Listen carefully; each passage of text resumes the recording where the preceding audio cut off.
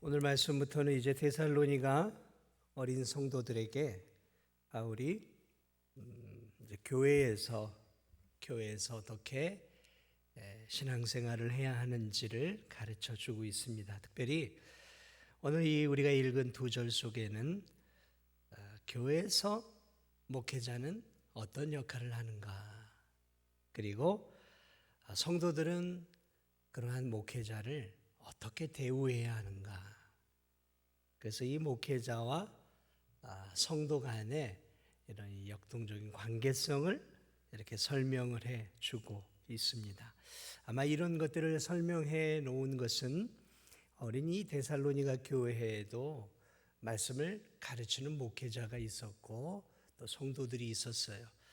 자, 목회자도 분명 신앙의 연륜이 짧은 목회자였을 것이고, 이 성도들 또한 신앙의 연륜이 대단히 짧은 성도들이었어요. 그러므로 필연적으로 이 교회 안에서는 목회자와 성도 안에 보이지 않는 문제가 있었다라는 것이죠.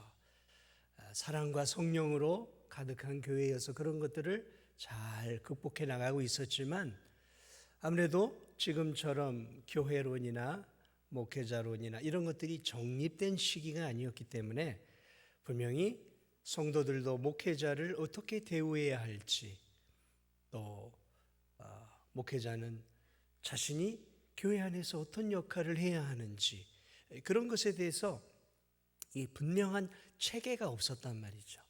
그래서 이 데살로니가 교회 안에 목회자와 성도들 안에 보이지 않는 미묘한 갈등과 어려움들, 우리 교회 안에서 일어나는 그런 목회자와 성도들의 갈등들이겠죠.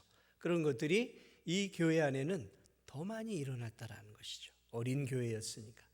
그래서 바울은 이제 이 데살로니가 전서를 마무리하면서 그런 부분들을 이제 실제적인 교회 안에서의 중요한 목사와 성도들의 관계를 이렇게 설명해 주고 있습니다. 자, 그래서 먼저 우리가 알 수 있는 것들은, 자, 교회 안에서 교회를 세워가는 이 영적 지도자들인 이 목회자들이 교회에서 하는 일이 무엇인가 알아야 한다라는 거죠. 12절을 보니까 형제들아 우리가 너희에게 구하노니 너희 가운데서 수고하고 주 안에서 너희를 다스리며 권하는 자들을 너희가 알고, 이렇게 표현하고 있어요. 자, 여기서 바울은 데살로니가 안에 있는 영적 지도자들을 이렇게 일하는 자들이다, 이런 일들을 하는 자들이다 라고 말하는 거죠. 오늘날 말하면 이제 목회자들은 이런 교회 안에서 역할이다. 첫째로는 보니까 목회자들은 교회 안에서 수고하는 자들이다 라고 표현하고 있어요. 수고하는 자들이다. 자, 무슨 수고를 할까요? 목회자들은 교회 성도들의 영적 성장을 위해서 수고하는 자들이죠. 하나님은 교회에 목회자들을 세워주심으로 교인들의 영적 성장을 책임지는 자로 하나님 세우셨어요. 그러므로 목회자들은 성도들의 영적 성장을 위해서 끊임없이 수고하는 자예요. 오늘 이 본문을 통해 우리 성도들도 목회자가 어떤 사람인가 다 알고 계시지만, 그래도 이 하나님 말씀을 통해서 목회자들은 이런 교회 안에서의 역할을 감당하는구나. 이 목회자들은 교인들의 영적 성장을 위해서 존재하는 거예요. 자, 그러므로 성도들의 영적 성장을 준비한다라는 것은 다른 게 아니에요. 목회자는 가장 중요한 사명이 말씀을 전하는 사명이에요. 패스터.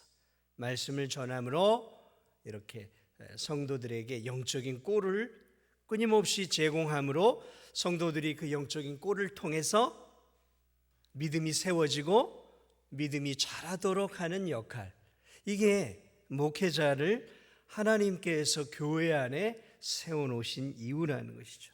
그러므로 목회자들이 교회 안에서 끊임없이 수고를 해야 하는데, 그것이 어떤 수고냐면 말씀을 잘 준비하고 말씀을 연구하고 또 말씀을 잘 묵상하고 잘 준비를 해서 성도들에게 양질의 하나님의 말씀을 잘 풀어서 가르쳐주는 이 일에 힘을 다해 수고해야 한다는 말이에요. 이게 목회자가 교회 안에 존재하는 이유예요.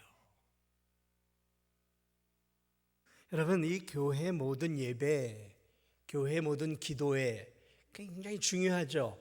그런데 그 기도와 예배의 중심이 뭐냐면 말씀이에요. 예배에도 말씀이 빠지면 예배가 될 수가 없고요. 기도에도 말씀이 빠지면 제대로 된 기도가 될 수 없는 거예요. 그러므로 목회자는 성도들의 영혼의 성장을 위한 설교 준비를 위해서 끊임없이 수고하고 애를 쓰는 거예요. 수고하고. 다른 데 수고하고 땀 흘리는 게 아니에요. 풍성한 영의 양식을 먹이기 위해 땀 흘려 설교를 준비해야 하는 것이죠. 설교 외에 하나님 말씀을 가르치는 게 뭐가 있겠습니까? 성경 공부도 마찬가지고 신방도 마찬가지죠. 신방도 위로하고 권면하지만 하나님 말씀을 가지고 위로하고 권면하는 것이죠. 목회자들이 행정도 잘하고 또 찬양도 아주 탁월하게 잘하고 또 성도들과 좋은 관계를 맺는 것도 필요하죠. 목사가 찬양도 잘하고 또 행정도 잘하고 이 교회 이런 잡다한 것들을 고치는 능력도 잘하면 얼마나 좋겠습니까? 다방면에 재능이 많은 목회자가 들어오면 교인들은 따봉이 되겠죠. 그러나 여러분, 목회자가 다른 건 못해도 하나님의 말씀을 전하는 일에 있어서는 능숙한 전문가가 되어야 되는 거예요.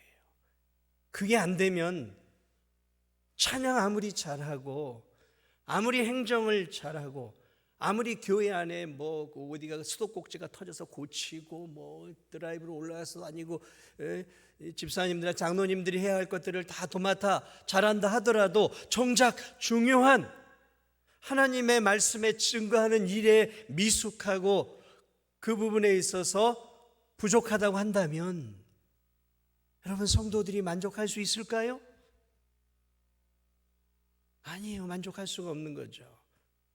왜냐하면 목회자가 교회 안에 존재하는 이유는 하나님의 진리의 말씀을 능숙하게 저들의 삶에 맞게 전하는 그것을 위해 목회자가 존재하기 때문에 그런 거예요. 그러니까 여러분, 목회자에게 저 목사님께 찬양이 형편없어. 저 목회자는 왜 이렇게 행정이 미숙해. 저 목사는 왜 이렇게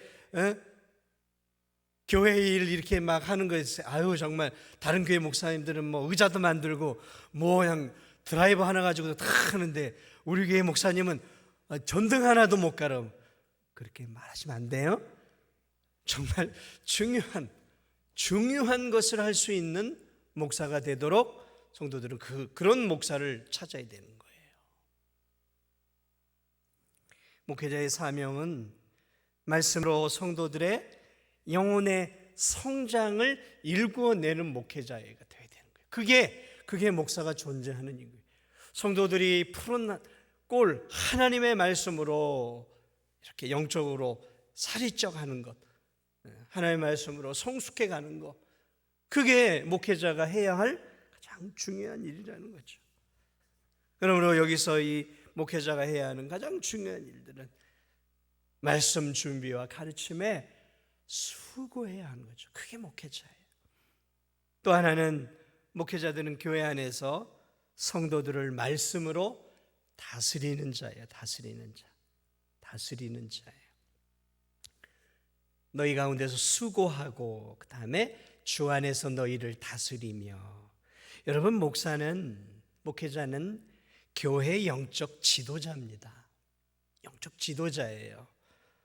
담임 목사는 교회 안에서 지도자로 큰 권한을 갖고 있어요. 제가 보니까 이 교회 안에서 목사의 권위는, 목사의 이 역할은 굉장히 커요. 제가 강대에서 주기적으로 성도들을 가르치는 역할을 한단 말이죠. 많은 성도들 앞에 혼자 마이크 잡고 떠드는 사람이 누가 있어요? 장로님들도 기도 외에는 거의 마이크를 못 잡아요. 근데 저는 아무 때나 올라와서 마이크를 잡아요. 이게 권력이에요. 권력이에요, 이게 사실은. 그것만 있습니까? 당회에서도 장이에요, 제가. 당회 장입니다. 재직회에서도 재직회 장이에요. 공동회에서도 공동회 장이에요. 주일학교에서도 주일학교 교장이에요. 여러분, 담임 목사는 세상적인 관점에서 볼 때, 입법부, 행정부, 사법부의 모든 권력을 장악하고 독식하는 핵심 인물이에요. 거기다 언론까지 장악을 하고 있는 거예요. 언론, 이게 언론이에요. 다 장악하고 있어요. 그런데 총회에서 그것을 다 허락해 주었어요. 총회에서. 왜 총회에서 당회장과 공동회장과 주일학교 재직회장, 언론 모든 걸 장악하도록 했을까요? 다른 게 없어요. 하나님의 말씀을 맡은 자기 때문에 그런 거예요. 하나님의 말씀을 맡은 자기 때문에 하나님의 말씀대로 가르치고 그 모임과 그 회를 하나님의 말씀대로 운영해 가라고 말씀을 맡은 자에게 장을 맡겨주신 거예요. 다른 게 아니에요. 이 언론을 장악한 거죠. 언론이죠. 이게 가르치는 거. 다른 거 가르치려는 거 아니에요. 하나님의 말씀만을 가르치라는 거죠. 하나님 말씀. 그래서 교회의 리더예요. 교회의 지도자이라는 것이죠. 하나님의 말씀으로 성도들을 가르치고 양육하라는 것이죠. 목회자에게 이런 권한을 준 것은 성도들에게 강대에서 철학과 정치와 그리고 경제, 사회, 문화, 철학, 이념 이런 것을 여러분에게 가르치라고 하나님이 목회자에게 강대권을 준 게 아니에요. 성도들에게 지치고 상한 심령을 가진 성도들에게 심리적인 위로를 주라고 이 자리에 세운 게 아니라는 거예요. 여러분들에게 어떻게 하면 주식을 잘 투자하고 어떻게 하면 부동산을 잘 투자해서 성도들을 부유하게 만드는 그런 역할을 하라고 저를 세워놓은 게 아니에요. 목회자를 세워놓은 게 아니에요. 하나님은 목회자에게 이 세상에서 성도들이 어떻게 하나님의 자녀답게 살지를 말씀으로 조목조목 잘 가르치라고 세워놓은 거예요. 교회 안에서 성도들이 어떻게 봉사하고 어떻게 섬기고 어떻게 하나님을 위해 살아가야 할지 성경 말씀을 통해 조목조목 가르치라고 그러한 무한한 어떻게 보면 권력을 목회자에게 준 거예요. 말씀을 맡은 자기 때문에, 하나님의 말씀을 맡은 자기 때문에 그 하나님의 말씀으로 모든 교회 안의 성도들과 교회 안의 이 조직들을 하나님이 원하는 말씀의 원리대로 이끌어 가라고 그러한 지도자의 권한을 주셨다는 것이죠. 그럼 여러분, 목회자는 힘으로 누르는 세상의 권력자나 권위자가 아닙니다. 명예와 권위를 내세우는 세상적인 지도자가 아니에요. 목회자와 성도는 하나님 앞에서 동등한 위치고 동등한 인격이에요. 그러나 여러분, 동등하지만 목회자는 하나님의 말씀을 갖고 있는 자이기 때문에 다스림의 권위가 있는 거예요. 그 권위는 말씀을 가르치기 때문에 주어지는 말씀의 권위가 있는 거죠. 다른 권위가 아니에요. 말씀의 권위인 거죠. 말씀의 권위. 그러므로 목회자가 진정한 교회 안의 지도자가 되려면 세상의 이야기를 하면 안 돼요. 목회자는 하나님의 말씀으로 성도들에게 가르쳐야 되는 거죠. 그럴 때 목회자는 비로소 교회의 영적인 지도자로서 세워질 수 있는 거죠. 세 번째로 오늘 이 목회자들이 해야 할 일들은 교회 안에서 성도들을 권하는 거예요. 권한다. 이게 다 말씀과 관련 있는 거예요. 그러니까 목회자는 다 말씀의 역할을 감당하는 거예요. 권한다라는 의미는 훈계한다라는 의미가 있고 책망한다라는 의미가 있어요. 그러니까 이게 무슨 말이냐, 목회자들은 성도들이 하나님의 말씀에서 벗어나는 삶을 살아갈 때 하나님의 말씀으로 훈계하고 책망하는 자라죠. 하나님의 말씀은 성도들에게 책망, 바르게 함과 의로 교육하기에 유익하단 말이죠. 그러므로 목회자는 교회 안에서 성도들을 책망하고 때로는 권면하고 때로는 훈계하는 자죠. 무엇을요? 강단 위에서 설교를 통한 말씀으로, 신방에서 말씀으로, 또 가르침을 통해서. 강대 아래에서도 하나님의 말씀을 벗어나고 있는 성도들, 그런 성도들이 있어요. 말씀으로부터 멀어지고 하나님으로부터 멀어지는 성도들, 영적으로 게으름을 피우는 성도들, 기도로부터 멀어져 가는 성도들, 또 예배로부터 멀어져 가는 성도들, 진실한 삶에서 이 땅의 것, 세속적인 것을 향해 천국을 소망하고 바라보기보다는 이 땅의 것에 이 마음을 자꾸 빼앗기는 성도들이 있어요. 그런 성도들에게 하나님의 말씀을 통해서 교훈과 책망과 바르게 함과 의로 교육하기 좋은 이 하나님 말씀으로 권면하는 일들이죠. 그게 목회자가 해야 하는 일이라는 거죠. 결국 오늘 이 성경이 말하고 있는 목회자의 일이라는 것은 다 말씀과 연결이 되어 있는 것이죠. 말씀을 잘 준비해서 설교하고 가르치고, 말씀으로 권면하고 책망하고, 말씀으로 중심을 잡고 하나님의 이 말씀을 가지고 성도들을 영적으로 다스리는 그러한 일들을 감당해야 한다는 것이죠. 그런데 여러분, 이 말씀으로 이렇게 훈계하고 책망하는 것은 절대 쉬운 일은 아닌 것 같아요. 제일 어려운 것 같아요. 한국교회에서 지금 사라져버리고 있는 것 중에 하나가 뭐냐면 책망이죠. 이게 뭐라 그럴까요? 권징이죠. 권징. 한국교회가 지금 권징이 사라져가고 있어요. 권징은 교회 안에 중요한 기능이에요. 기능이죠. 마치 부모가 한 손에는 매를, 한 손에는 사랑을 들고 자녀를 양육하듯이 해야 되는데, 이게 지금 한국교회가 권징을 잃어버리고 있어요. 권징은 굉장히 중요한 거예요. 권징은 다른 게 아니라 잘못된 길로 가는 성도들을 바르게 세워가는 일이에요. 근데 그게 참 너무 어려워요. 근데 그게 반드시 있어야 돼요. 가끔 이제 저나 아내나 이제 이렇게 허리도 좋지 않고 해서 가끔씩 이렇게 목포에 이제 물리치료를 받으러 간단 말이죠.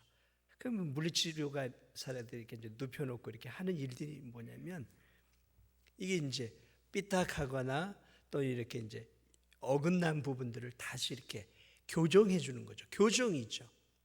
그래 이렇게 누워 있으면 이렇게 누워 있거나 이렇게 딱 하면 무두둑 소리가 나요. 또 이렇게 앉아 있을 때 목을 어떻게 딱 한번 휙 돌리면 목에서 우두둑 소리가 난단 말이죠. 그런데 저는 그것을 감내하는 거죠. 왜냐하면 그렇게 해줘야 제가 제 목이나 허리가 시원함을 느끼고 제 몸이 균형을 다시 잡더라고요. 안 그러면 계속 통증이 와요. 계속 통증. 이게 우리 성도들에게 필요한 것이죠. 근데 오늘날 이 목회자가 이 본연의 이 권징의 역할, 책망과 훈계의 역할을 하는 것이 참 어려운 시대가 되어버렸어요. 왜냐하면 오늘날 이 목회자가 도대체 어떤 역할을 하는지를 많은 성도들이 잘 몰라요 진짜로. 그냥 강대에서 설교하는 설교자 정도로만 아는 거예요. 담임 목사를 그냥 강대에서 설교하는 정도로만 알아요. 주일날만 오전 예배만 나오고 그냥 그렇게 일주일 보내니까 그저 그냥 본인에게는 설교자 정도로만 알아요. 설교자. 과거와 달리 이 목회자의 영적 권위가 또 많이 떨어진 시대가 됐잖아요.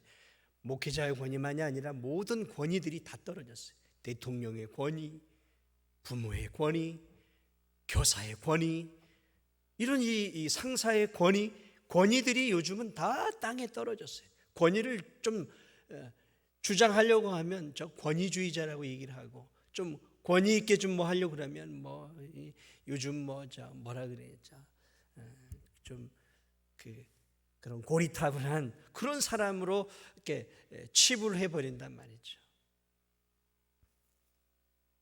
그리고 오늘날은 과거와 달리 성도들이, 순수하지 못한 성도들이 너무 많아요. 너무 세속적이 되었어요.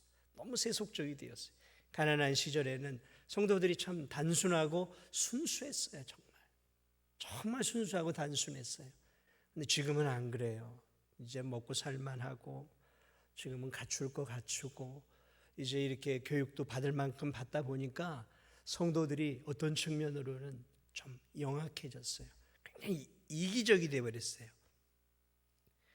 그러다 보니까 이 성도들이 어느 날은 이 목회자의 어떤 그 권면이나 이런 것들 잘 받으려고 하지 않아요. 설교는 들어요. 그렇게 예배는 드려요. 그런데 성도들이 이 목회자를 통해서 영적인 지도를 받는 것들을 별로 달가워하지 않아요. 물론 우리 교회 성도들 대부분은 그렇지 않아요. 근데 제가 말씀드리고 있는 것은 지금 한국교회의 흐름이, 그러다 보니까 좀 이렇게 특별히 젊은 사람들 이렇게 좀 신방 좀 하려고 하면 요즘 그래요. 아, 목사님, 목사님도 바쁘신데 뭐 자꾸 신방 오시려 그래요. 목사님도 바쁘신데 신방 오시려 그래요. 아, 오지 마세요, 오지 마세요. 그러면 그런 그 전화를 받으면 이 목회자의 마음은 어떨까요? 물처럼 녹는 거죠.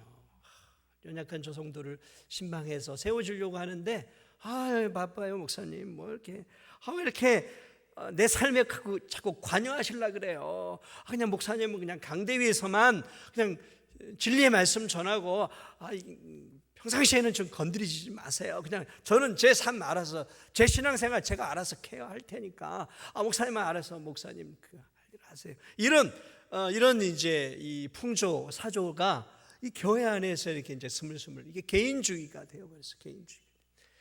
귀찮아하는 거예요. 별로 목회자의 그런 어떤 그 역량이나 가치를 중요하게 여기지 않아요. 중요하게 여기지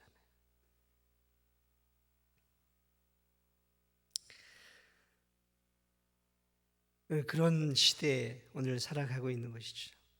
그러나 어쨌든 목회자는 하나님이 그러한 일들로 세워 주었다는 거죠. 말씀을 강대에서 선포하고, 말씀을 가지고 교회를 지도하고 성도들을 지도하고, 말씀을 가지고 권면하고, 또 때론 책망하고 때론 위로하면서 하나님의 말씀이 교회와 성도들과 저들의 가정과 삶을 지배하고 다스릴 수 있도록 말씀으로 세워져 성도들을 영적으로 세워가는 역할을 감당하는 게 목회자라는 것이죠. 사랑하는 여러분, 진도중앙교회 담임 목사를 그저 강대 위에 어릿강대로만 보지 마세요. 그저 강대 위에서만 필요한 목회자로 여기면 본인 손해입니다. 본인 손해. 하나님이 그저 강대 위에서만 설교하라고 저를 부르고 우리 목회자들을 부른 게 아니에요. 그렇게 목회자들을 생각하는 것은 목회자들을 부르신 하나님을 가볍게 여기는 거고, 또 목회자들을 가볍게 여기는 거예요. 자, 그러므로 오늘 본문은 데살로니가 성도들에게, 목회자란 이런 역할을 하는 거다고 목회자들에게 이렇게 사역을 하라고 가르쳐주고 있고, 한편으로는 성도들에게 그러니까 너희들은, 일반 성도들은 목회자를 이렇게 대우하라 이야기하고 있어요. 어떻게 대우하냐? 12절을 다시 한번 보세요. 형제들아, 우리가 너희에게 구하노니 너희 가운데서 수고하고 주 안에서 너희를 다스리며 권하는 자들을 너희가 알고라고 말하는 거예요. 너희가 성도들에게 말하는 거예요. 너희가 이것을 알아라라는 거예요. 알아라는 거죠. 알고 있으라는 거죠. 바울은 지금 이 데살로니가 성도들에게 영적 지도자들인 목회자들이 교회 안에서 어떤 역할을 하는지를 지금 말씀하고 지금 있는 것이죠. 어떤 역할들을 하고 있는지, 왜 교회 안에 목회자가 있는지, 그들이 교회에서 지금 어떤 역할을 하는지, 또 하나님께서 영적 지도자인 목회자를 왜 세웠는지 저 목회자는 나에게 어떤 존재인가, 내 인생의 어떤 존재인가를 분명히 알라라는 거죠. 알아야 된다는 거죠. 알아야 된다는 거죠. 사랑하는 여러분, 여러분은 오늘 나에게 90만 원, 100만 원, 120만 원 핸드폰, 그 핸드폰을 얼마나 활용하고 계세요? 아마 대부분의 연세 드신 성도들은 100만 원 넘는 스마트폰이나 옛날에 20, 30만 원짜리 폴더폰이나 사용하는 기능은 거의 비슷할 거예요. 아무리 기능이 좋아도 소용이 없어요. 쓰는 게 뻔한 거죠. 전화하고 받고 문자 보내고 카톡까지만 해도 대단한 것이죠. 그러니까 200만 원, 300만 원짜리 스마트폰이 사실은 필요가 없는 거죠. 연세가 드신 분들에게는 어떻게 보면 낭비예요, 낭비. 사랑하는 여러분, 제가 여기서 여러분들과 목회를 하고 있어요. 저와 우리 부목사님이랑 같이 여기서 목회를 하고 있어요. 여러분들과 함께. 저를 이곳에 목회하게 하신 분이 누굴까요? 제가 여기 오고 싶었기 때문에 이곳에서 사역하는 것일까요? 당회가 여러분이 저를 불렀기 때문에 제가 여기 온 것일까요? 맞습니다. 표면적으로는 맞는 말이에요. 표면적으로는 맞습니다. 그러나 우리가 알아야 될 것, 저와 여러분이 알아야 될 사실이 있어요. 그것은 하나님이 저를 이곳으로 부르셨다라는 거예요. 하나님이 저를 이 교회로 부르지 않았다면 저는 아마 이 교회가 아닌 다른 교회에서 사역을 하고 있었겠죠. 하나님이 저를 이 교회 담임 목사로 세우지 않았다면 아마 저는 여기 있을 수 없습니다. 저는 그런 인식을 가지고 목회를 해요. 당회원들이, 우리 장로님들이 저를 부르고 우리 성도님들이 저를 불렀기 때문에 제가 여기에 왔다라고 저는 단 한 번도 생각하지 않아요. 저는 하나님이 저를 여기에 불렀기 때문에 제가 여기서 사역하고 있다라는 마음으로 지난 9년간 그렇게 사역을 해왔어요. 그러므로 여러분들도 그런 인식을 가지고 저와 목회자들을 대해야 되는 거예요. 진도종합교회 목사들을 하나님이 우리 교회에 보내신 목회자라는 분명한 목회자에 대한 인식을 갖고 계셔야 되는 거예요. 누가 저를 이곳으로 보냈다고요? 하나님 보내신 거예요. 그러므로 떠나게 하시는 것도 하나님이 하시는 거예요. 우리가 하는 거 아니에요. 우리 교회 같은 좋은 교회 말고 좀 안 좋은 그런 교회들을 가면 그 작은 교회들 안에서 힘을 갖고 있는 분들이 있어요. 그런 분들은 목사가 자기의 마음에 안 들면 저 언제 내보내지? 이런 생각들을 해요. 하나님이 그 목회자를 자기의 교회에 불러준 하나님의 종이라고 생각하지 않고 자기들 몇몇이 주도해서 불렀다고 생각을 하고 마음에 안 들면 자기들 몇몇이 또 주도해서 보낼 생각, 그런 생각을 하는 교회들이 있더라니까요. 너무너무 참 무서운 교회예요. 그런 교회는.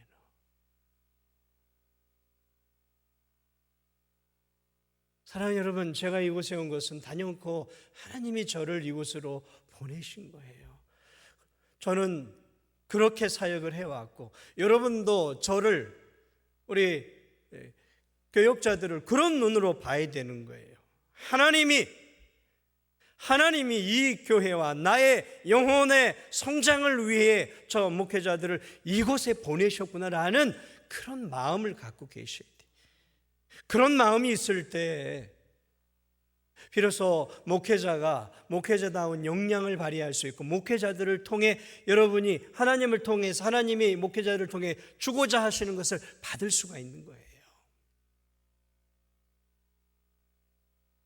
그렇습니다. 진도중학교의 성도들을 영적으로 세우라고 하나님이 저를 말씀으로 세우라고 저를 이곳으로 보내신 것이죠. 여러분도 그렇게 생각하셔야 돼요. 하나님이 나에게 영적인 양식을 공급해 주시려고 저 목사를 이곳에 보내주었구나.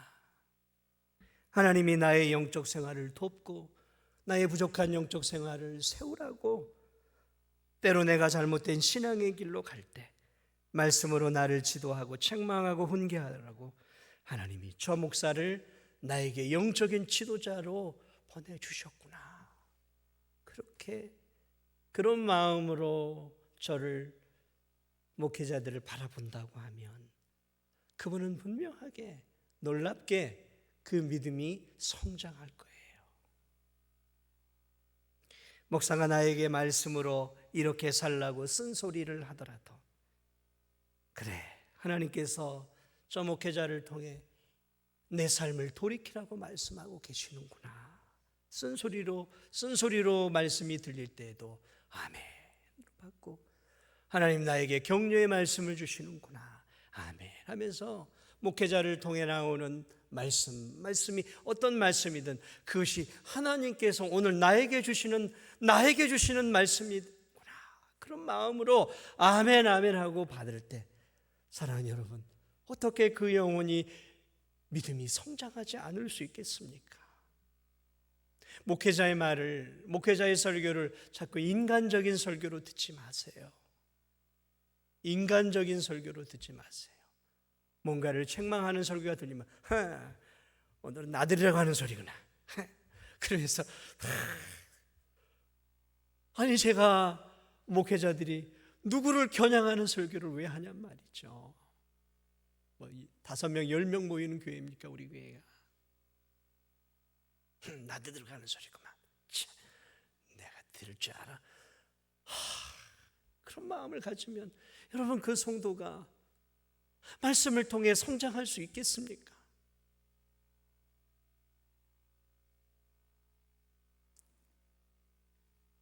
사랑하는 여러분, 교회 목사를 하나님이 나에게 주신 말씀의 대리자로 여기시기를 축복을 드립니다. 하나님 저 목회자의 설교와 가르침을 통해 하나님 나를 진리와 교훈과 책망과 바르게 함과 유익함으로 하나님 나를 인도해 주옵소서. 그렇게 생각하는 성도들이 목회자를 위해 그래서 기도할 수 있고 기도하는 거예요. 목회자의 가치를 아는 분들이 그래서 목회자를 위해 불철주야 기도해 주는 것이고, 그러한 성도들이 있기에 목회자가 점점 더 성숙한 목회자가 되어져 가는 것이죠. 목회자의 말씀에 권위를 무시하고 그 설교를 원하는 것만 받지 않으면서 그렇게 받아들인다고 하면 그 목회자의 설 자리가 어디 있겠어요? 설 자리가 없는 거예요. 목회자가 말씀을 전하러 왔는데 성도들이 말씀을 쭉쭉 받아들여서 성장해야 되는데 그 말씀이 자꾸 이렇게 튕겨져 나가고 말씀으로 자라지 않는 모습을 볼 때 목회자는 자괴감을 느끼는 거예요. 내가 이 교회에 있어야 되나? 나보다 더 유능한 목사가 와야 되진 않나? 그런 자괴감이 때때로 온다라는 것이죠. 왜? 있는 힘을 다해도 어떤 변화의 기미들이 보이지 않을 때 목사의 마음속에는 그런 마음이 스물스물 올라오는 거예요. 어느 목사나 마찬가지.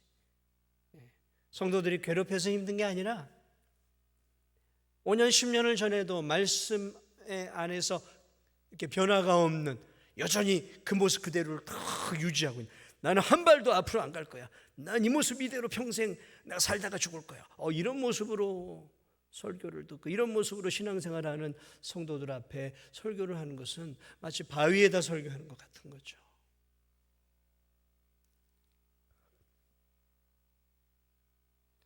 그러므로 여러분, 목회자를 알아야 되는 거예요. 알아야 되는 거예요. 목회자가 어떤 존재예요, 목회자가 무엇 때문에 울고 웃는지를 알아야 되는 거죠. 성도들은 그런 걸 알아야 돼요. 그런 걸 알아야 돼요. 그리고 하나 더 있어요. 오늘 보니까 13절을 보니까 그들의 역사로 말미암아 사랑 안에서 가장 귀히 여기며, 목사를 귀히 여길 줄 알아야 된다는 거죠. 목사를 귀히 여길 줄 알아야. 바울은 지금 데살로니가 성도들에게 이렇게 말하고 있어요. 저들 저 목회자들이 교회 안에서 말씀과 기도로 수고하는 저 역사로 인해 교회의 성도들이 믿음이 자라고 영적으로 성장하고 교우들이 믿음의 삶을 살아가고 있지 않느냐. 그러므로 저들이 하는 저 거룩한 하나님의 일들이 얼마나 귀하냐. 저 목회자들이 힘을 다해 전하는 저 설교들과 저들이 교회 안에서 행하는 수고로 교회가 세워지고 성도들이 세워지고 하나님 나라가 세워져 가고 있지 않느냐. 그러므로 너희들의 영혼을 자신의 영혼처럼 귀하게 여기며 수고하는 저 목회자들을 귀하게 여길 줄 알아야 된다라는 거죠. 그렇습니다. 사랑하는 여러분, 제가 볼 때도 제가 물론 목회자이긴 하지만 목회자들은 참 교회 안에 귀한 존재들이에요. 그들이 몸된 교회를 섬긴다는 면에서 귀할 뿐만 아니라 하나님의 말씀을 읽고 연구하고 묵상하고 그걸 가지고 힘을 다해서 성도들에게 적용하며 설교하는 일들은 얼마나 사실 귀한 일입니까? 세상의 모든 일들이 다 귀하지만 영혼을 살리고 영혼을 세워가고 그 말씀을 통해 성도들이 위로를 받고 말씀을 통해 어떤 성도들이 구원에 이르기도 하고 말씀을 통해 어떤 성도들이 상한 심령이 회복이 되기도 하고 하나님 말씀을 통해 때로는 치유의 역사도 일어나고 소망을 잃어버렸던 성도들이 다시 하나님의 말씀을 통해 소망을 얻게 되고 때로는 자살할 마음으로 앉아있던 성도들이 하나님의 말씀을 듣고 다시 하나님을 붙잡는 역사들이 오고 오는 수많은 설교자들을 통해 이 땅에 얼마나 많이 일어나고 있습니까?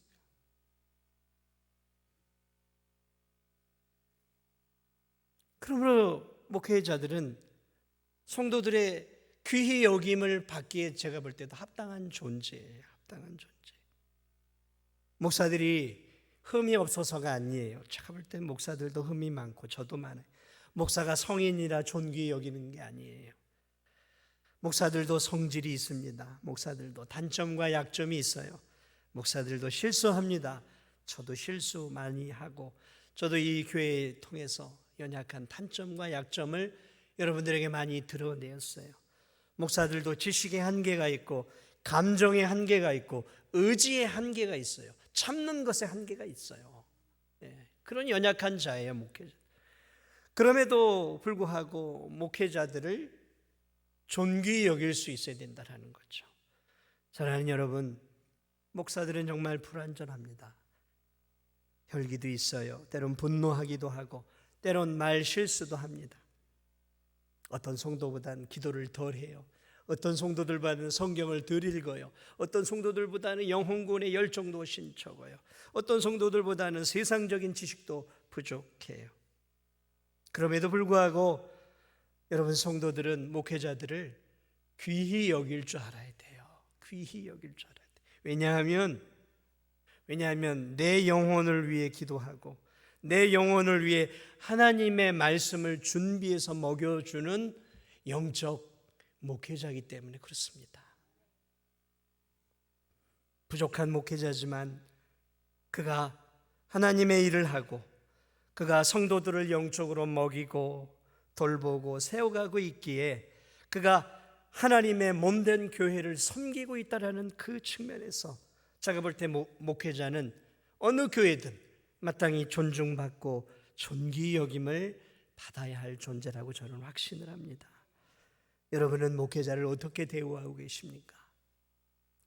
저는 이 설교를 준비하면서 오늘 본문을 준비하면서 부담스러웠어요.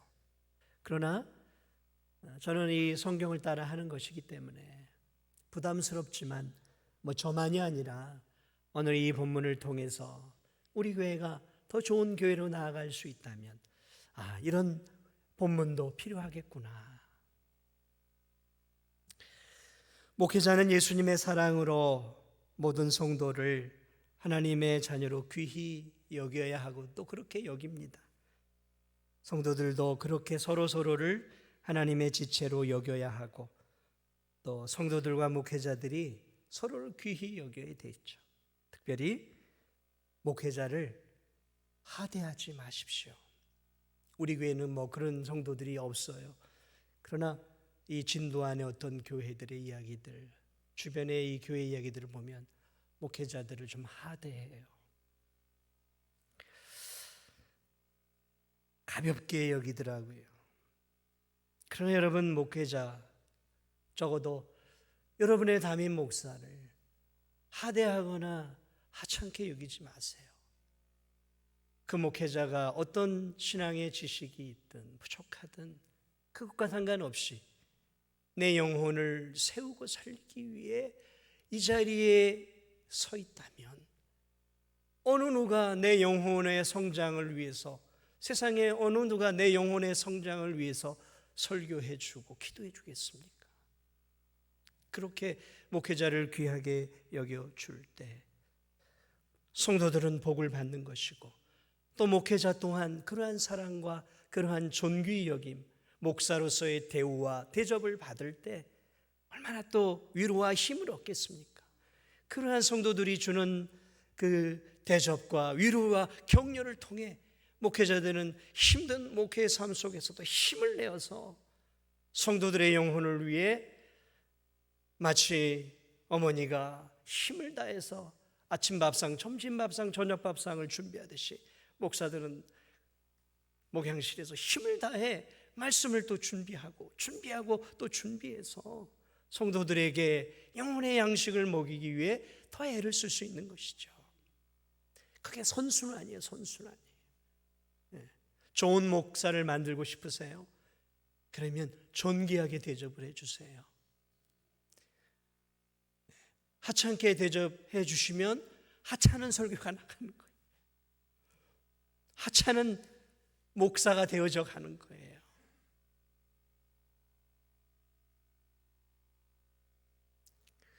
마지막으로 이 본문이 우리에게 주고 있는 것은 무엇입니까? 결국 13절 후반절 너희끼리 서로 화목하라라는 거죠. 화목하라. 목회자와 성도들이 화목해야 한다라는 거죠. 하나 되어야 된다라는 거예요. 하나.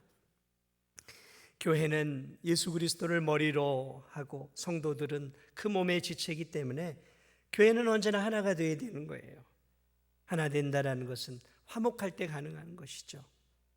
목사와 교인들이 서로 간에 불신하고 다툰다면 여러분, 교회 성도수가 몇천 명이 무슨 의미가 있어요? 몇만 명이 뭐합니까? 교회가 여러 분파로 갈려지고 목사파, 장로파, 무슨 안수집사파, 권사파 이런 식으로 나눠져 있다면 예배 가운데 수천 명이 모이고 수만 명이 모이고 오케스트라의 장중한 웅장함과 찬양대 아름다운 하모니가 예배 가운데 울려 퍼진들, 그 교회가 저 예술의 전당처럼 멋지고 화려한 교회인들, 거기에 하나님이 계시겠습니까? 거기에 성도들이 은혜를 받을 수 있겠습니까? 그러므로 교회의 목회자와 성도들이 분열하면 그런 교회는 대책이 없는 교회예요.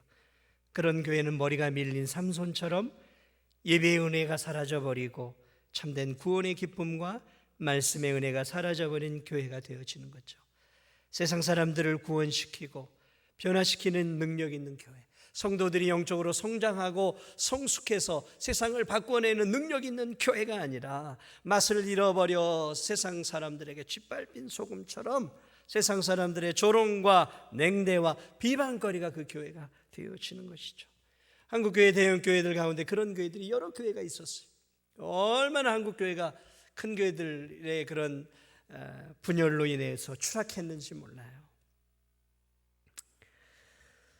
그렇습니다. 오늘 말씀하고 있는 것은 무엇입니까? 결국 하나됨이에요. 하나됨. 교회는 하나 되어야 되는 거죠. 화합해야 되는 거죠. 그리스도의 사랑으로 화합하고 그리스도의 사랑 안에서 서로를 바라봐줘야 되는 거죠.